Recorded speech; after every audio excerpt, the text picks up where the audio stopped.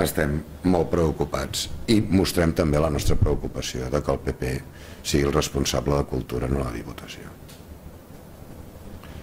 Persones que es vesteixen en pell de bé en el Parlament de Catalunya, en la Diputació, en l'Ajuntament de Barcelona.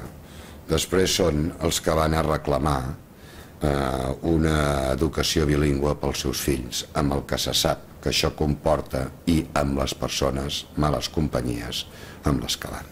I això es trasllada a tots els països catalans.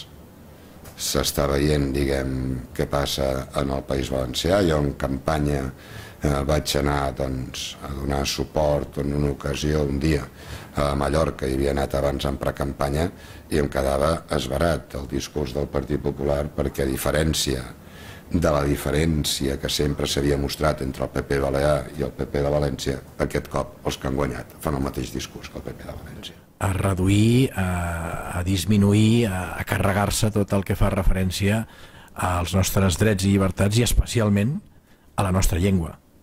Això pensem que no es pot acceptar i a nosaltres ens tindrà constantment enfront recordant aquesta situació i aquesta estratègia del PP que ja se li ha vist el llautó i en aquest sentit potser per això a Unitat per Barcelona la volen anar apartant de la representació que entenc que políticament ens pertocaria la institucional, la que feia referència al Jordi ara.